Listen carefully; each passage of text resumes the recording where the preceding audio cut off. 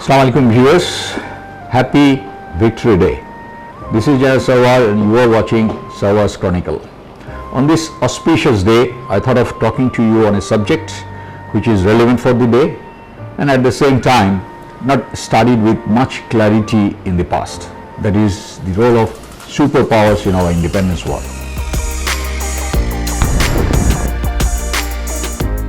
Not to worry, you can still follow the subject without having to know the war and various battles because the subject matter will essentially focus on the geostrategic dynamics of Cold War era.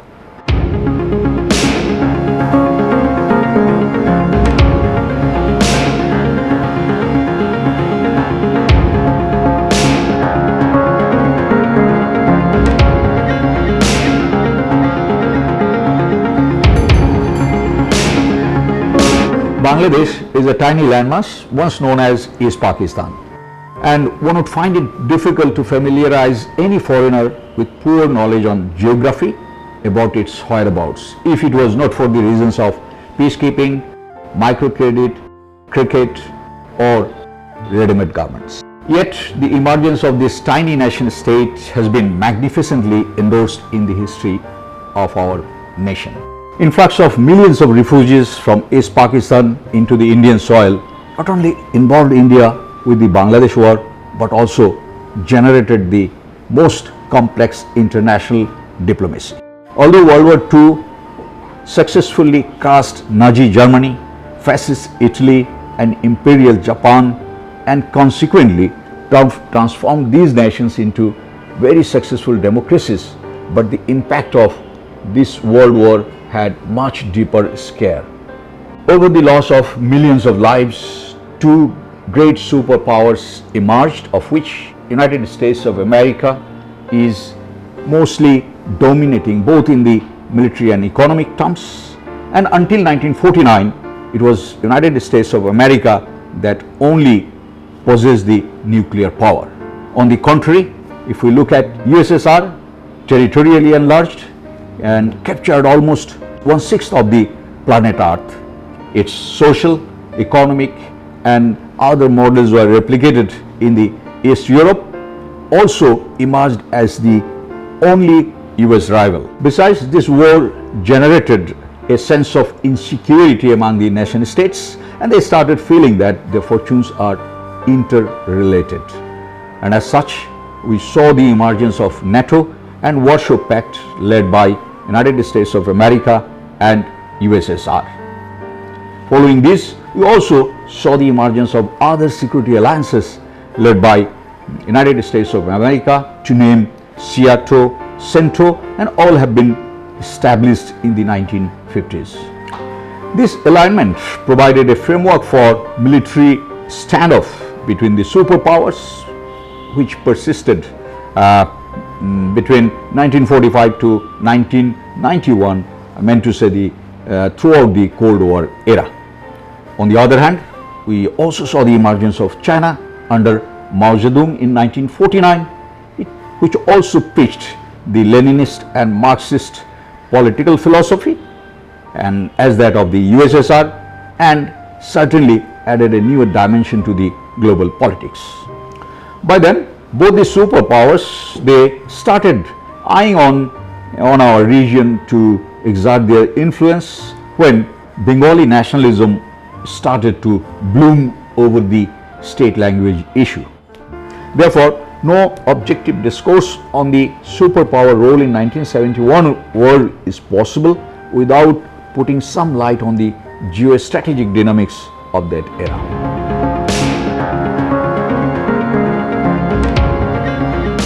Following the World War II, President Truman of United States of America, he followed the policy of containment, essentially to prevent the spread of communism in a new state, and President Eisenhower that followed and stayed in the US administration from 1953 to 1961, he also kept on following the same policy. While trying to look for allies in our region, US Secretary of State John Foster Dulles was upset with India not joining in the crusade against communism.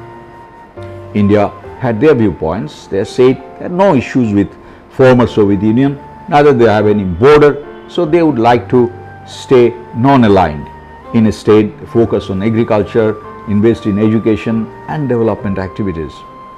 So getting into superpower rivalry was not India's focus. They would in a state like to stay non-aligned, a policy of which Jawaharlal Nehru himself was a great proponent. In such a situation, Pakistan ended up becoming US's ally and was rewarded heavily in terms of military aids and armaments.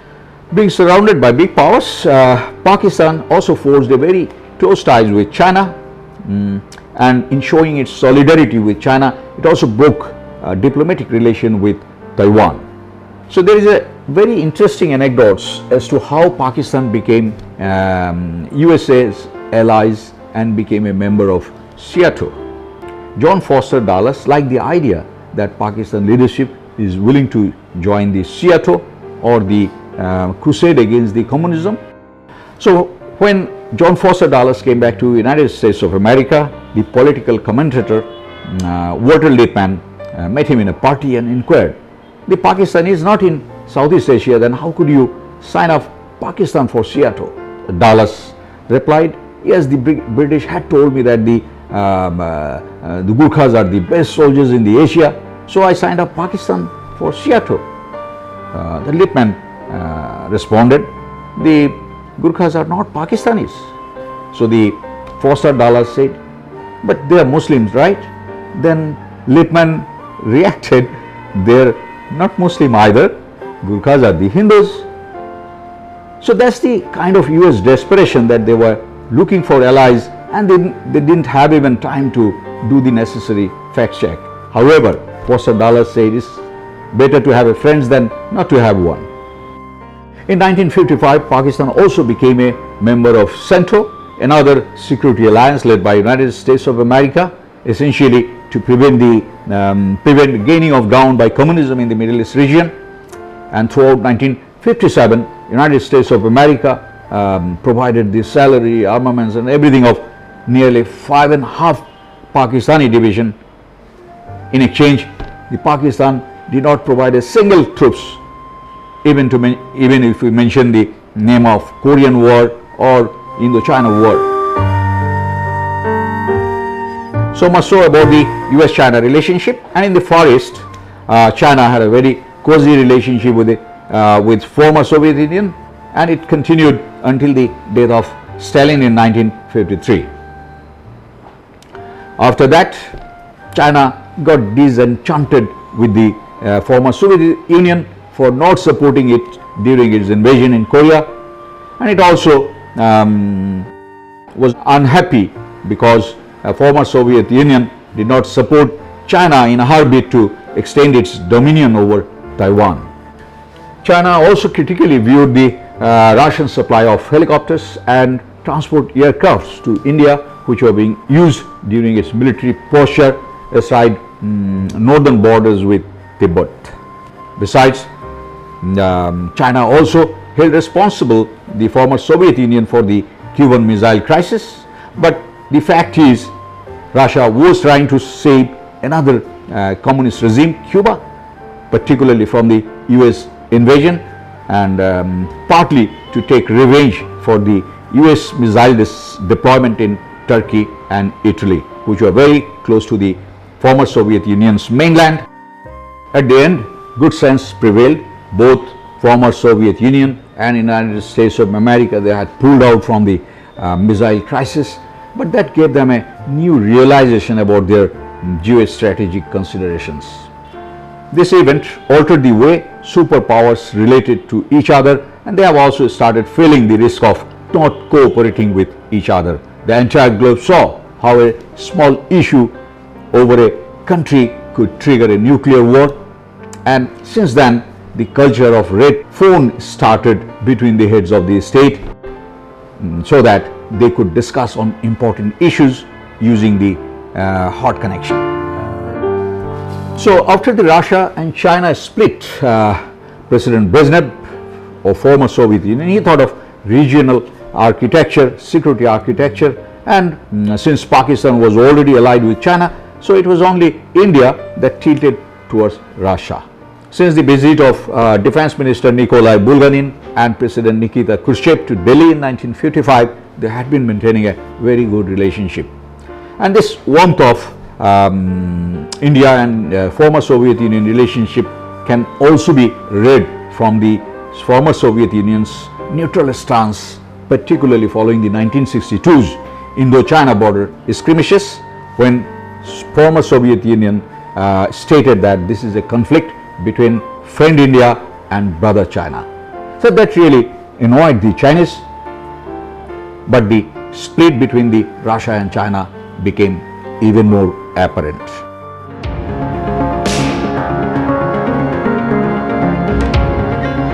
In 1965, General Ayub Khan, he went to war as he promised to go to the war if he wins the election. So accordingly, following the war, it is the US sanction that hurt the Pakistan most, because Pakistanis were using the US supplied armaments against India, violating the terms of agreement that was signed between the USA and Pakistan. So at that critical point, it was China that her help was so handy for the Pakistanis, and that really took the Pakistan-China relationship to a newer height.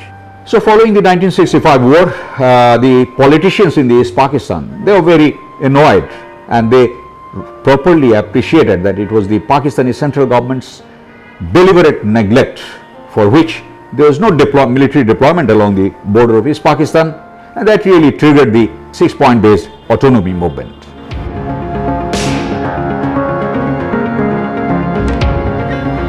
Around this time, tension was building up between former Soviet Union and China that eventually led to the border skirmishes of 1969. And United States of America found a golden opportunity to persuade China, because President Nixon, he wanted to use China card against the Russia to make probable bargains, and on the other side, Mao Zedong was thinking to use the USA card against Russia to secure her borders.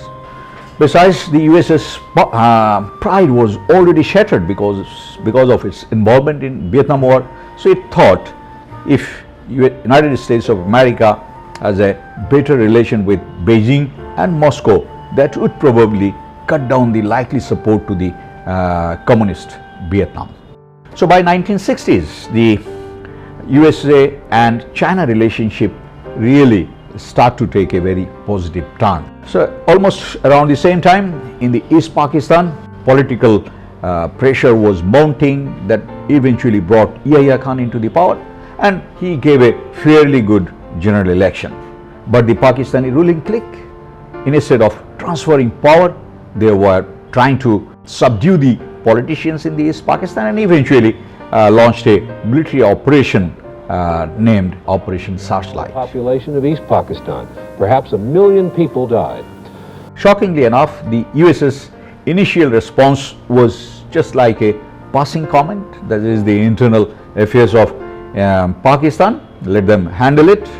But it was Russia that condemned before everyone about the genocide waged against the Bengali population. But the people, media and the majority US congressmen, they were against the government's role, which is also evident from the concert organized for the cause of Bangladesh war in the Madison Square, New York, where thousands of Americans or compassionate Americans were watching the program.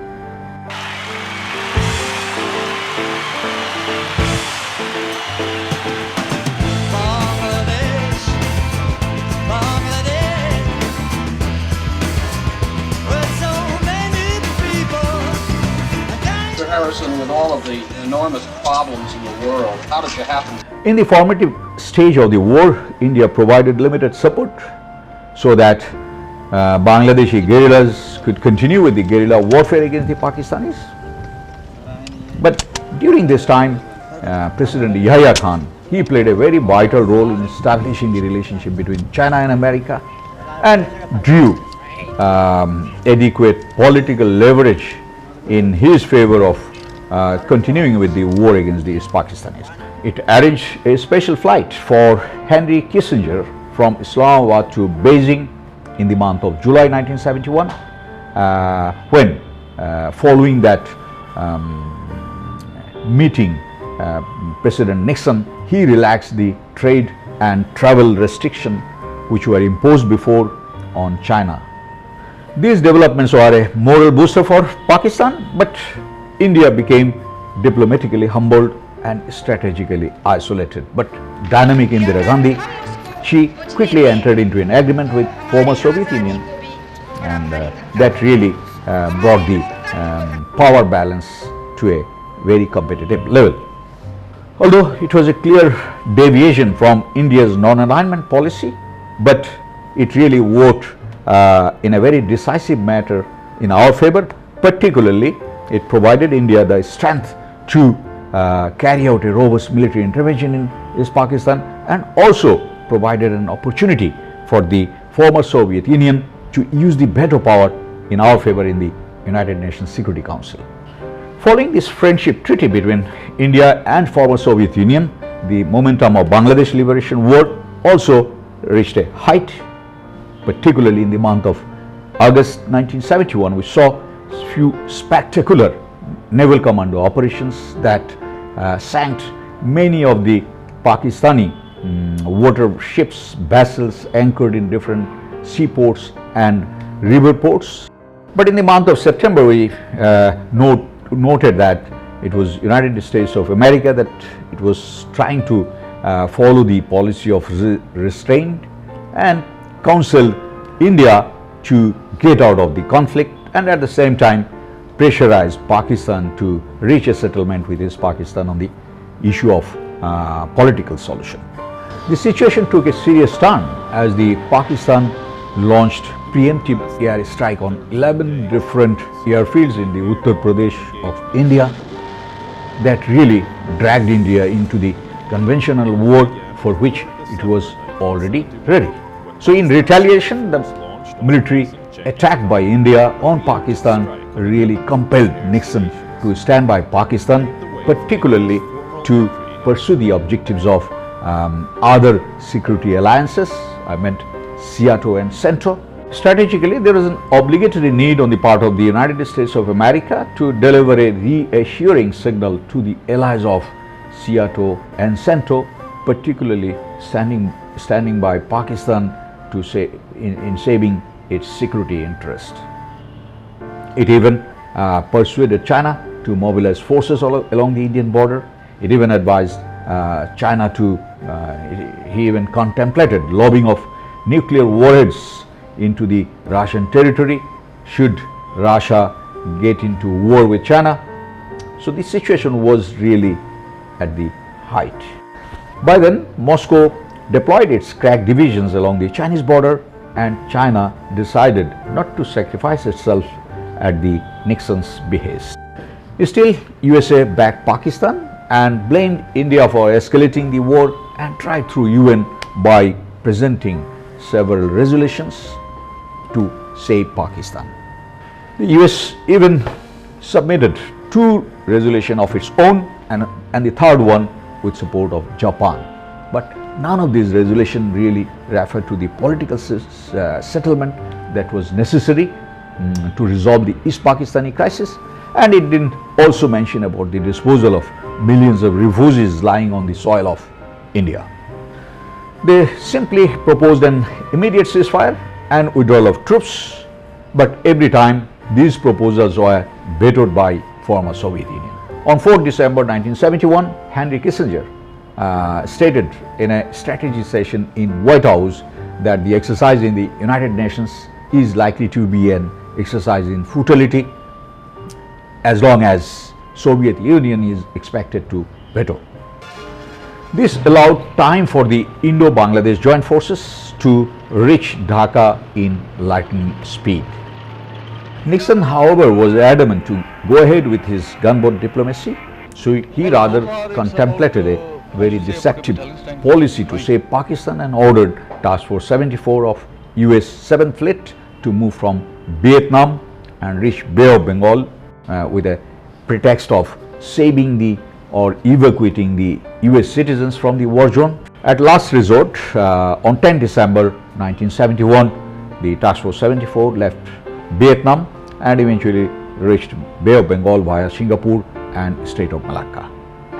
Around the same time, the UK fleet was traveling from Arabian Sea, understandably in support of the USA and Pakistan, synchronizing the movement of USA and UK from eastern and western side. The Indian fleet sought support from the Russian base located in Vladivostok Pacific Command, from where they dispatched their nuclear armed flotilla comprising 2 cruisers, 2 destroyers, 6 submarines and with some support vessels.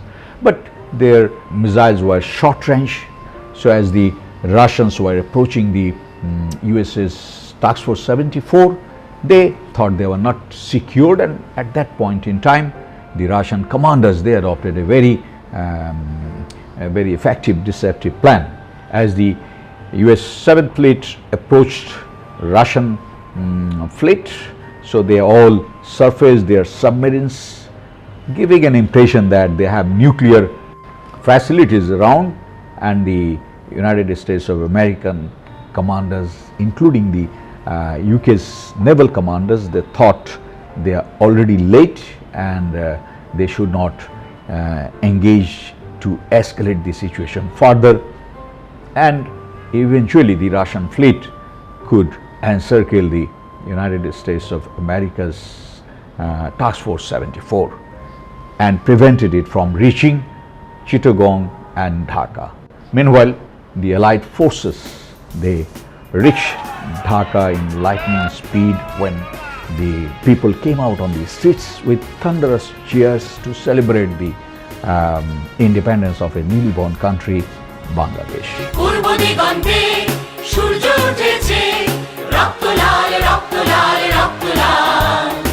With this, I am towards the end of the talk. Although Bangladesh war apparently seems like a very tiny event, but as you have seen, the entire globe was diplomatically involved in making it an independent entity. So, like the Cuban War, it could have as well triggered the Third World War. So, from that light, I would say we have many reasons to be proud of our history of emergence of Bangladesh. Goodbye and Allah.